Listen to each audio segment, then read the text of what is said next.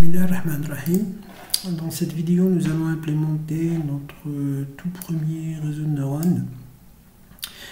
En même temps, on va voir quelques notions de base sur l'apprentissage automatique, à savoir l'apprentissage supervisé, non supervisé, la notion de propagation, rétropropagation, et puis la descente du gradient, la fonction de perte, etc. Donc on essaie de voir tout ça. En fait, nous allons construire un réseau de neurones très simple qui se compose d'un seul neurone, où nous allons considérer une seule entrée qui représente des valeurs de température en degrés Celsius qui sont connectées à un seul neurone, pour avoir une sortie qui représente les mêmes valeurs, mais cette fois-ci exprimée en Fahrenheit. En fait, c'est un réseau très simple qui se compose d'un seul neurone avec une seule entrée et une seule sortie. En fait, c'est un type d'apprentissage supervisé. Donc on va faire l'apprentissage par rapport au résultat donné, et à chaque fois qu'on va récupérer les résultats, on va faire des modifications sur le réseau de neurones pour aboutir aux valeurs presque exactes. Très bien, donc pour cela nous allons suivre quelques étapes, nous allons suivre ces étapes-là. En fait, en premier lieu, nous devons définir notre dataset. On va le générer aléatoirement.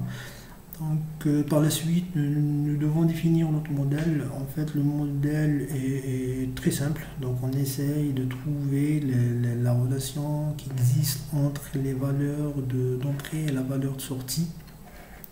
En fait, c'est une équation linéaire. Donc, on doit chercher la valeur optimale du A et la valeur optimale du B pour que les valeurs prédites soient presque les valeurs réelles. Donc pour cela, nous devons implémenter une fonction coût ou une fonction objectif. En fait, on a utilisé la fonction l'erreur quadratique moyenne. En fait, c'est tout simplement la valeur prédite par notre réseau de neurones moins la valeur réelle puissance 2. Donc on fait la somme pour tous les exemples et on divise le tout par m, et sachant que m est le nombre d'exemples. Et puis nous allons implémenter notre réseau de neurones via un algorithme de descente du gradient. Et avant de travailler avec la descente du gradient, nous devons calculer les gradients du white et du biais. Okay. Car la fonction objective, elle varie par rapport à ces deux valeurs-là. Donc pour pouvoir faire la descente du gradient, donc, le gradient, la dérivée de la fonction objective par rapport au poids est donnée par cette fonction-là, et la dérivée de la fonction objective par rapport au biais est donnée par cette fonction-là. Donc on va les implémenter toutes les deux. Et en dernier lieu, donc on va modifier les paramètres A et B, donc le poids et le biais, afin d'avoir les valeurs les plus optimales.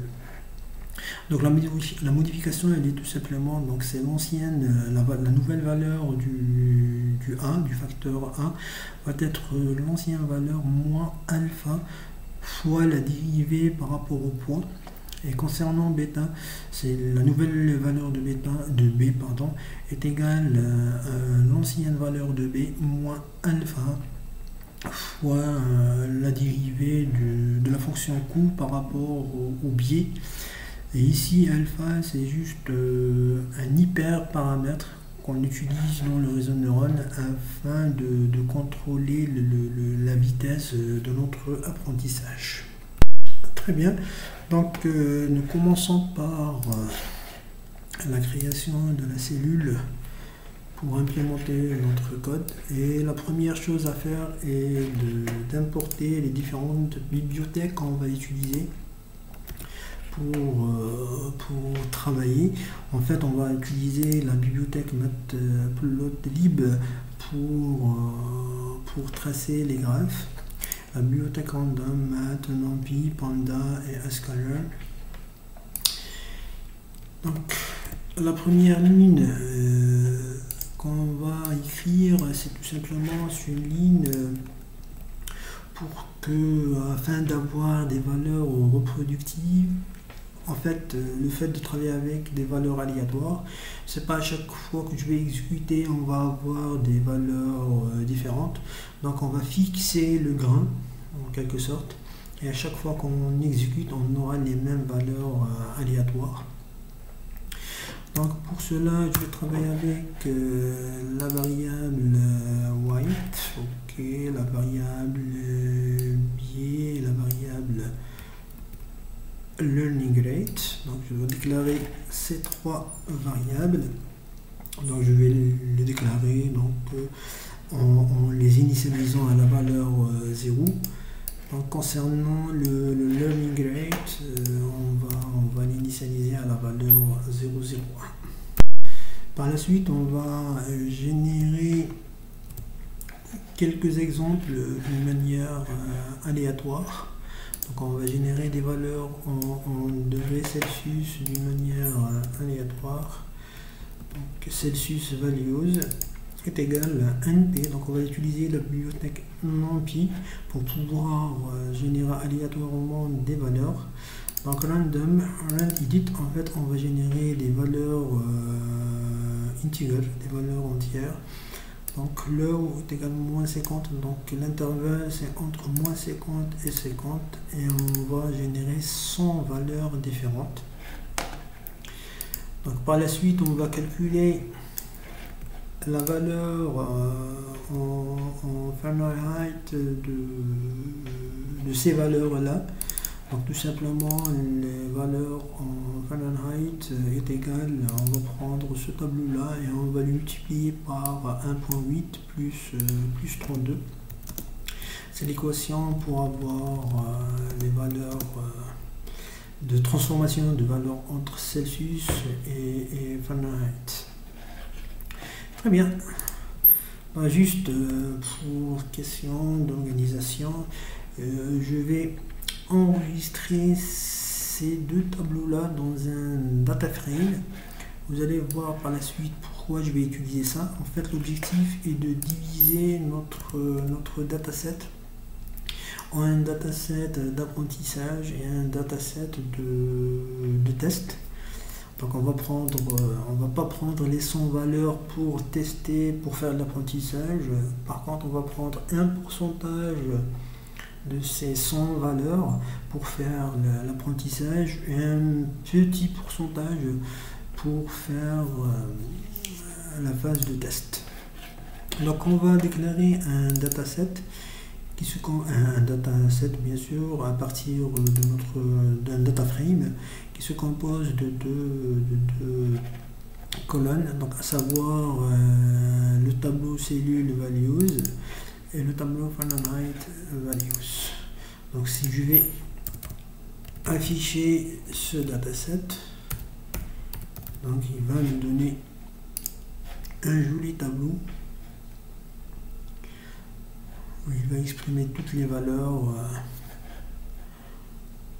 générées aléatoirement à partir de cette ligne de code.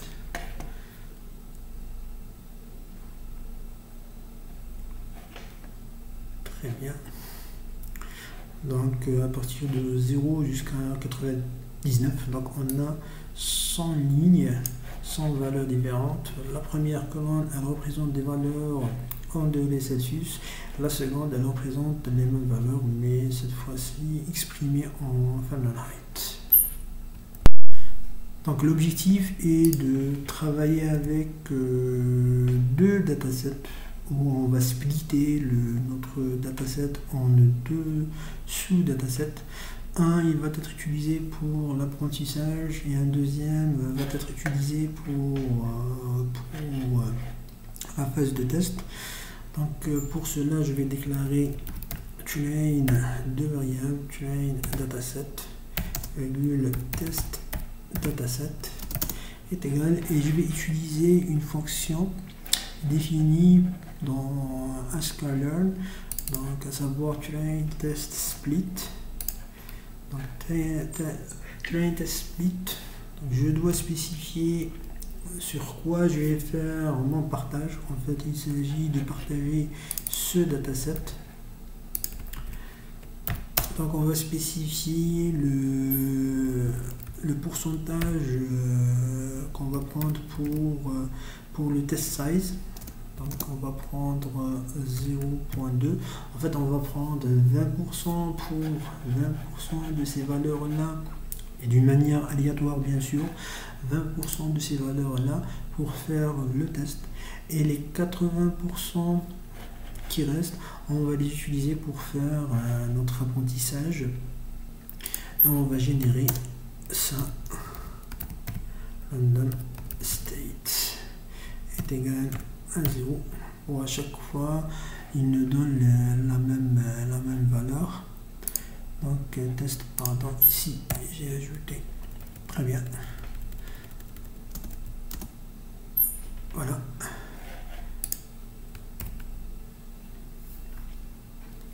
Je sauvegarde et je vais afficher le train dataset juste pour voir que on a pris des valeurs différentes. Je vais ajouter une autre cellule et je vais afficher le test dataset. Donc normalement des valeurs aléatoires, ici on a 20 valeurs et ici on a 80 valeurs. Donc voilà, on a pu splitter notre dataset. Je vais juste fermer ça et fermer ça. Donc pour pouvoir manipuler pour faire les traitements et les calculs, je vais travailler toujours avec des tableaux. Donc je vais récupérer la première ligne à partir de notre dataset d'apprentissage, donc train dataset, et tout simplement les valeurs d'entrée ou les valeurs d'entrée en apprentissage, c'est tout simplement on va récupérer la première colonne de notre data frame as array. Donc train ds, sachant que train ds c'est un data frame, on va récupérer la première valeur ou la première colonne de ce data frame, c'est Celsius. Donc on va faire de même pour les valeurs en Fahrenheit. Donc par contre ici c'est les valeurs de l'apprentissage, est égal à np array, et faites attention au copier-coller, ici c'est la deuxième colonne. Si on va récupérer, on va faire de même pour récupérer les tableaux pour la phase de test. Donc ici je vais faire test,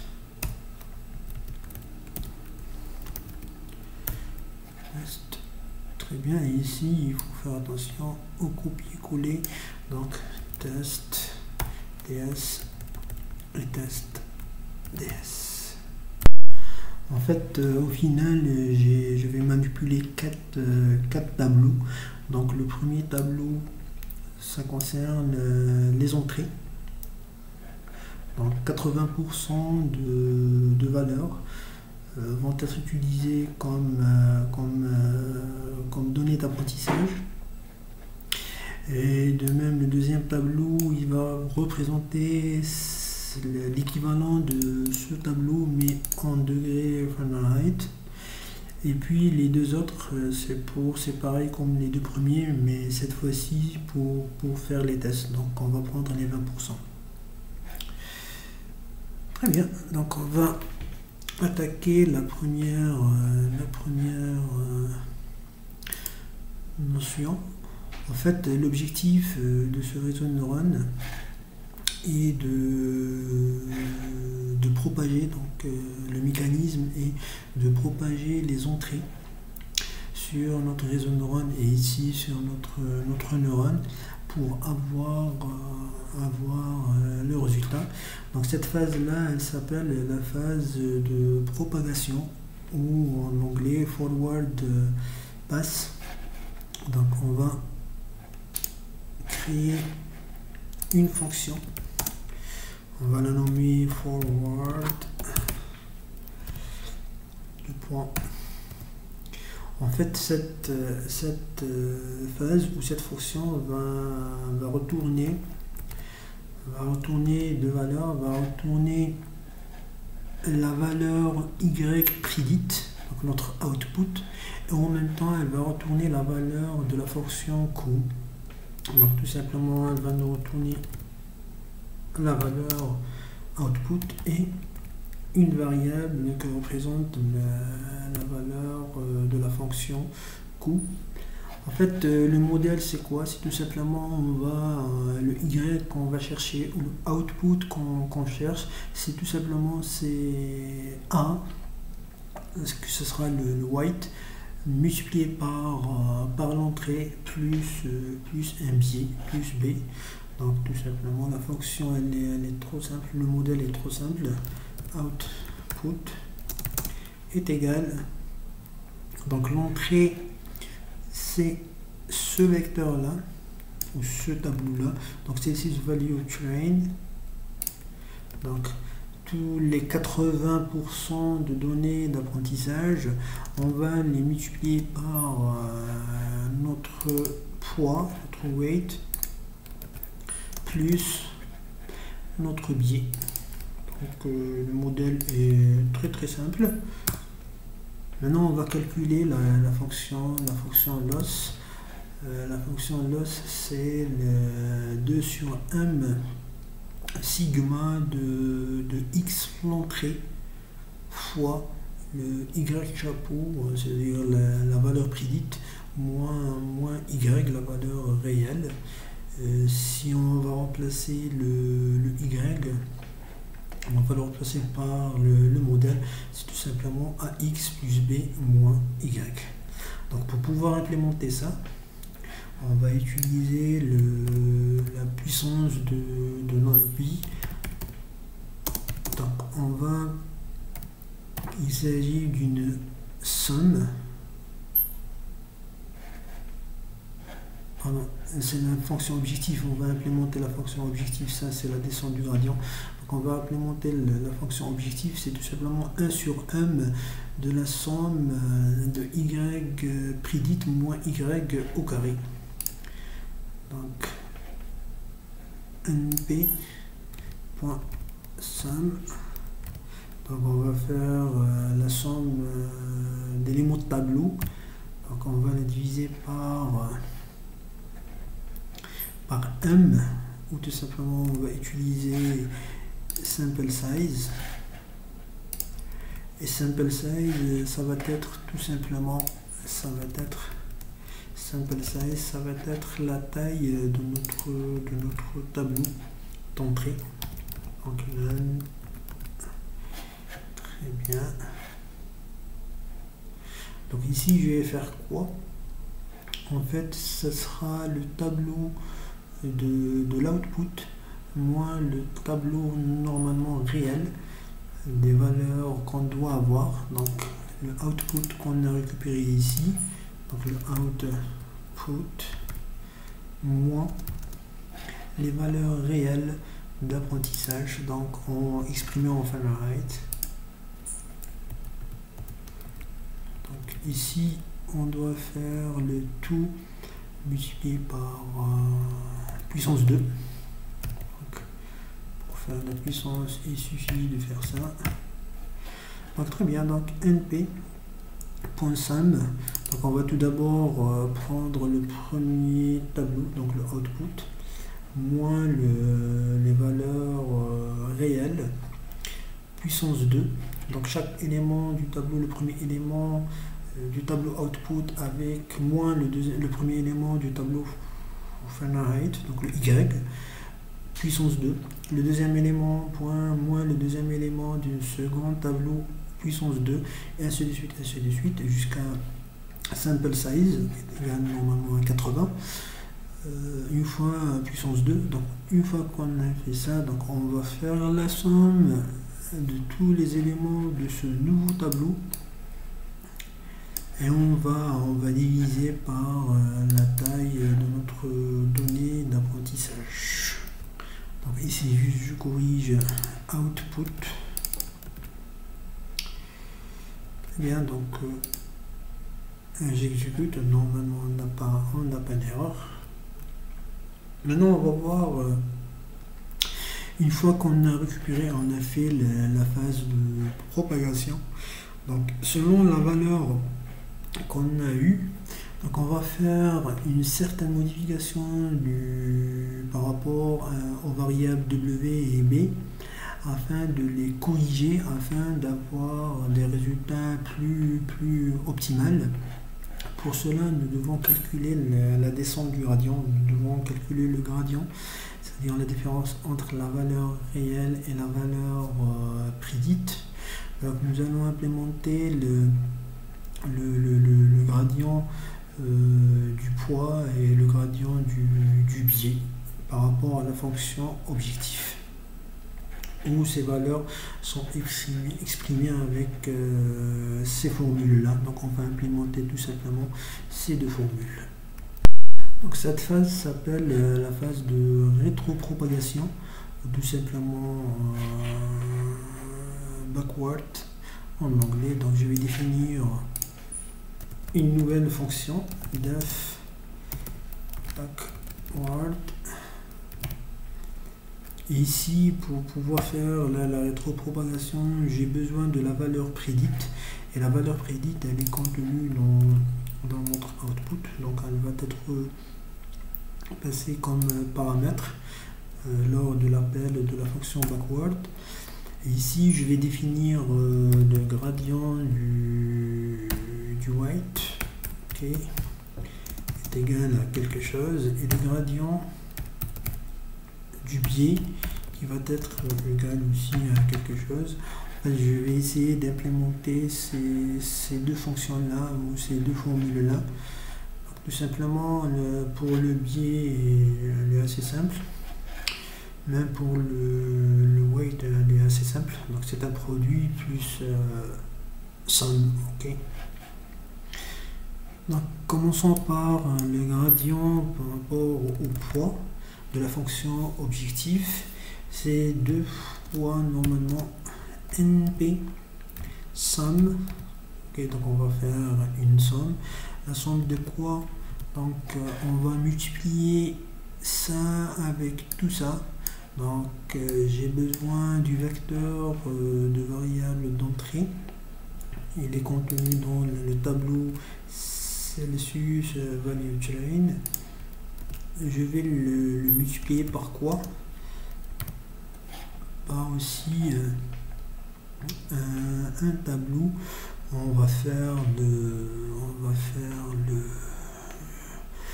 implémenter tout ça. Donc ça c'est quoi? C'est le Y prime, ça veut dire c'est le output moins le Y, c'est-à-dire les valeurs réelles. Donc output qui va être donné comme paramètre d'entrée après le calcul de la fonction forward, et puis moins les valeurs réelles des données d'apprentissage sont exprimées dans ce tableau là. Donc output moins Fahrenheit value train. Je ferme les parenthèses et je divise par toujours le nombre de données d'apprentissage, à savoir sample size. Concernant maintenant la variable le gradient par rapport au biais, donc on va le calculer de cette manière là. Donc aussi 2 sur m, donc ça va être 2 fois quelque chose sur toujours sample size. Et ici c'est tout simplement la valeur prédite moins la valeur réelle, donc ça va être np.sum np.sum. Donc on va faire la somme d'éléments de deux tableaux. Donc le premier tableau c'est out, plutôt on va faire la somme des éléments d'un tableau. Donc par contre le tableau c'est la différence entre deux tableaux, à savoir le tableau qui contient les valeurs réelles ou plutôt les valeurs prédites, donc output, moins le tableau qui contient les valeurs prédites, les valeurs réelles, pardon. Donc ici les valeurs prédites et ici les valeurs réelles. Donc voilà. Donc normalement avec ça on a terminé la fonction de rétropropagation. Par contre je dois bien sûr retourner les deux valeurs, donc à savoir le gradient weight et le gradient du bias. Très bien. Donc en fait j'ai implémenté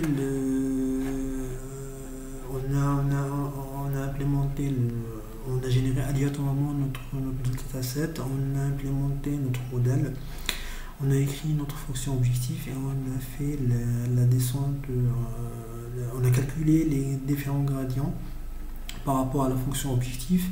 Maintenant il nous reste la modification. Et une fois qu'on va faire la modification, on va faire un petit code ou une petite fonction qui rassemble le tout dans un processus itératif. Très bien, donc juste je vais exécuter pour voir. Très bien, donc il n'y a pas d'erreur syntaxique. Maintenant on va développer ou implémenter une fonction qu'on appelle update parameters. Donc il s'agit de modifier les paramètres A et B, à savoir le W et le B, okay, de notre modèle. Okay. Donc, le point, et on va rien retourner ici. En fait, par contre, j'ai besoin de ces deux variables-là. Donc, selon ces variables-là, je vais faire la modification. Je vais travailler sur les W et le biais comme variable globale. Je vais les réutiliser en gardant les mêmes valeurs. Très bien. Et puis on va calculer le nouveau weight. Le nouveau weight, c'est tout simplement, ça va être l'ancien. Ça va être l'ancien moins alpha ou tout simplement le learning rate, qui va être multiplié par le gradient grad weight. Et puis du même on va faire pour le pied, donc est égal à l'ancienne valeur moins learning rate fois multiplié par grade du pied. Donc voilà la modification des paramètres. Donc normalement on a implémenté la phase de propagation, on a implémenté la phase de rétropropagation, on a implémenté la phase de modification. Maintenant on va implémenter une petite procédure, une petite fonction qui va englober tout ça dans un processus itératif. On va juste exécuter pour voir Est-ce qu'il y a une erreur? Très bien. Très bien, donc je vais créer une nouvelle cellule du code. Je vais développer ou implémenter la fonction train process. En fait, ici, j'ai besoin de nombre d'itérations, donc je vais les spécifier dans la variable époque est égal à 500.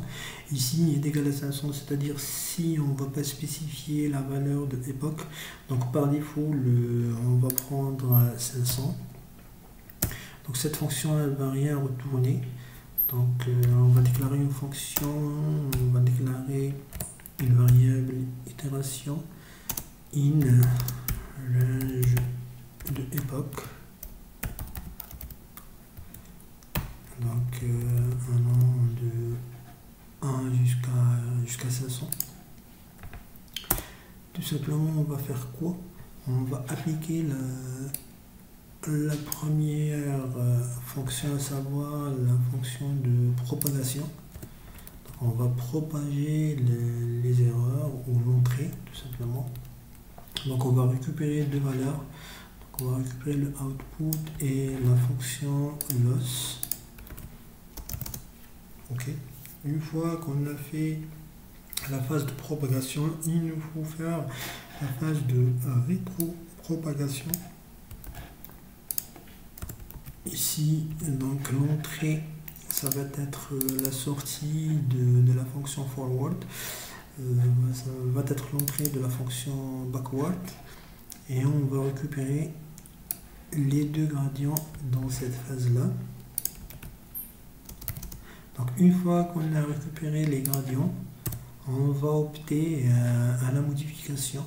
Il suffit de faire un appel à la fonction qui va modifier les valeurs de W et les valeurs du biais. Okay, donc je donne grad weight et grad biais, grad pi. Donc voilà. Maintenant il nous reste qu'à faire un appel à cette fonction là. Donc avant je vais exécuter ça, je vais créer une autre cellule de code et je vais faire notre appel. Donc l'appel ça va être train process et on va spécifier par exemple, on va spécifier 1000. Ok, tout simplement je vais faire ça, je déclare une variable est égale à 1000. Ici je donne cette variable. Très bien, donc ici j'ai spécifié le weight et le biais à 0. Donc je préfère les générer aléatoirement. Donc je vais utiliser directement cette ligne de code pour avoir les mêmes valeurs, toujours générées. Donc weight est égal donc np.random.random et pour le biais ça va être le même, np.random.random. Juste pour voir, je vais faire ça en commentaire, juste pour voir, print weight et print yes, et on va exécuter. Normalement ça donne la valeur aléatoire pour le poids est 0,22 et la valeur aléatoire pour le biais est 0,87. Si je vais exécuter encore une fois, donc j'aurai les mêmes résultats. Ok, très bien. Donc maintenant je vais faire l'appel à notre processus. Donc, train process avec un nombre d'époques. Très bien, donc nous allons juste faire donc ici j'ai l'affichage avant l'apprentissage et je vais afficher la valeur du biais et du white après l'apprentissage. Donc on va annoncer le W. Donc white, on va écrire ça W juste pour voir virgule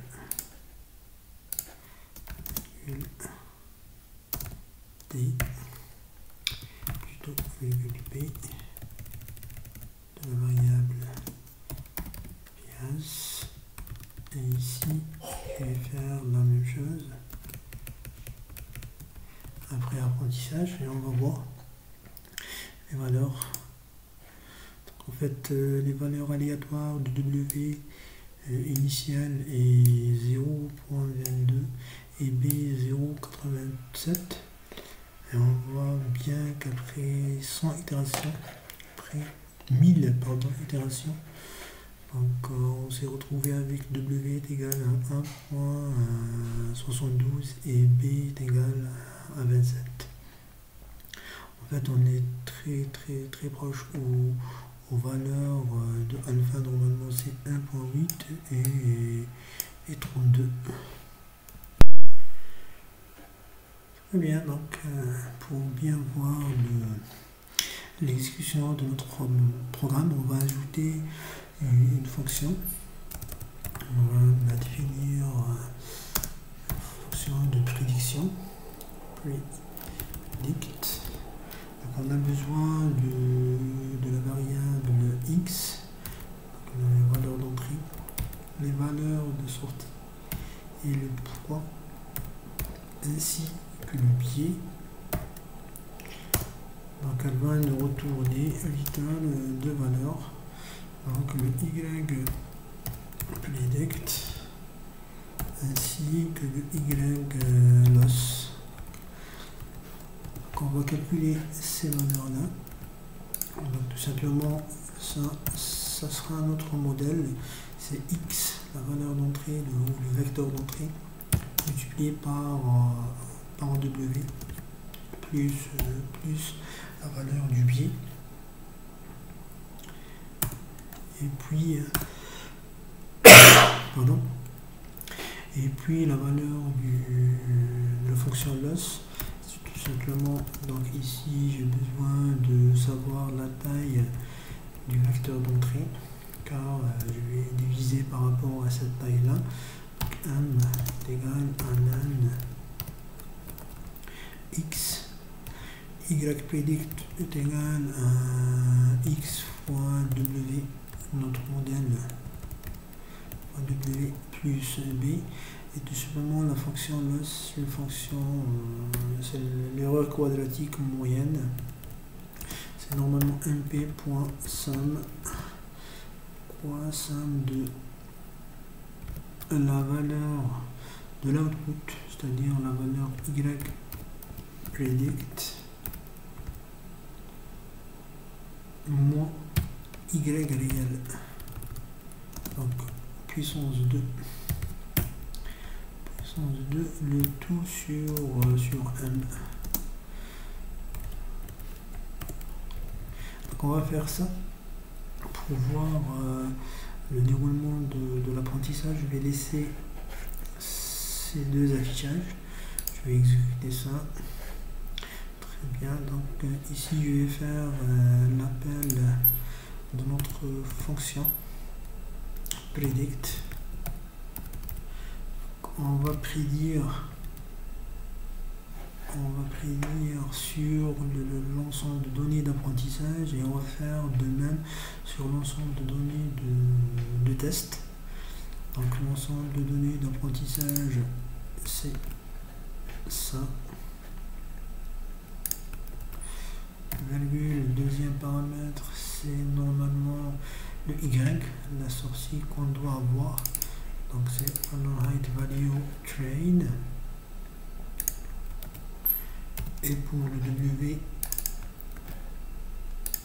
Et le B, c'est notre poids ainsi que notre biais trouvé après apprentissage. Donc ici, on va récupérer deux valeurs, donc y predict et y lost, de quoi? De la phase d'apprentissage. Train. Ok, juste pour faire la différence. Et maintenant pour la phase de test, c'est-à-dire ici je vais introduire des nouvelles valeurs qui n'ont pas été utilisées dans la phase d'apprentissage tout simplement. Donc est égal à ça. Donc ici je dois changer test y loss pour les valeurs du test. Ici Celsius value A pour train, c'est les valeurs qu'on a laissées pour les tests, c'est-à-dire les 20%. Très bien, donc on va faire un simple affichage. Donc print, on va afficher le taux d'erreur dans la phase d'apprentissage. Train loss, les contenus de cette variable là. Et de même, je vais faire pour le test loss. Et ici, je vais faire notre test. Je sais pas. On va exécuter ça, c'est du cas. J'ai créé une nouvelle, je l'ai modifié en ajoutant la fonction defPredict. On va exécuter de nouveau ça. Donc voici la valeur générée aléatoirement du biais et du poids. Les valeurs après apprentissage, après 1000 itérations. Donc ensuite qu'on a fait l'apprentissage, j'ai relancé la fonction predict pour prédire les valeurs d'apprentissage. Donc on a trouvé l'erreur année, l'erreur moyenne, l'erreur quadratique moyenne est de 21, pour le test loss est de 22. Maintenant si je veux améliorer ça, donc normalement je vais faire des modifications sur le nombre d'époques, le nombre d'itérations. Maintenant si je vais faire que 100, vous allez voir que l'erreur elle va être assez importante. Donc 1541 dans la phase d'apprentissage et 1315 dans la phase de test. Donc, car le nombre d'époques, n'est pas assez suffisant. Donc on va faire 1200. On va le résultat. Maintenant, on voit bien qu'il y a une amélioration par rapport à 1000. 1000 c'était 22 et 21. Donc en ajoutant 200 itérations de plus, on s'est retrouvé avec 9 et 10. Okay, donc si on va voir le W 1.75, il se rapproche à 1.8. Par contre pour le B est un petit peu loin. Donc il est de 28 par rapport à 32, c'est un peu loin. Mais bon, c'est ça l'apprentissage. Donc pour améliorer cette valeur là, je dois ajouter dans le nombre d'itérations. Donc si on va faire 1500, donc voici l'erreur, elle va vraiment descendre. Donc avant c'était 21, ensuite 8 et 9, ensuite 3 et 3.15. Maintenant si je vais faire une autre valeur, l'erreur en ajoutant que avant c'était 1500, en ajoutant 300 itérations de plus. Donc l'erreur vraiment c'est en ajoutant 1800, l'erreur vraiment elle commence à s'améliorer et on remarque bien que B il est dans il a passé il a franchi la barre de la valeur 30. Et maintenant si on va augmenter de plus, on va faire 2000. normalement les résultats vont être améliorés. Très bien. Donc le taux d'erreur par rapport dans la phase d'apprentissage est de 0,44 et pour la phase du test est de 0,46. Très bien, donc je sauvegarde le tout. Très bien, donc voilà. Normalement, on a implémenté notre premier réseau de neurones juste pour ajouter un graphe sur la convergence de la fonction objectif, c'est-à-dire l'erreur. Donc je vais sauvegarder des valeurs de l'erreur. Donc ici, je vais déclarer un tableau qui va recevoir les valeurs de l'erreur. Donc ici, je le déclare loss all. Très bien, donc est égal à un tableau vide. En fait, je vais créer une liste. Et ici, à chaque fois, je vais sauvegarder l'erreur. Enfin, ici, je préfère la sauvegarder ici. Et je ne vais pas sauvegarder les 1500 erreurs. Donc je vais à chaque 100 itérations ou à chaque 50 itérations, je vais sauvegarder la valeur du loss. Donc if itération modulo 50 est égal à 0, c'est-à-dire je vais sauvegarder mon erreur à chaque 50 itérations. Après chaque 50 itérations, donc loss.append, je vais ajouter ma valeur loss. J'exécute ça car j'ai défini la variable loss all. Ici loss all. Par contre, je dois normalement la définir, l'initialiser ici avant de lancer l'apprentissage. Donc j'exécute ça. Je vais ajouter une cellule pour écrire le code pour pouvoir faire l'affichage. Donc je déclare une figure. Les axes est égal plt point subplot. Et puis ici j'ai déclaré le contenant de notre fonction. Donc je déclare l'axe plot. Je vais afficher la variable tableau loss all. Je vais utiliser la couleur -b pour le bleu. Et il suffit de faire plt.show.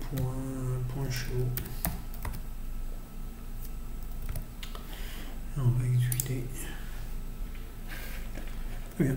Donc voici la convergence de l'erreur par rapport à notre apprentissage.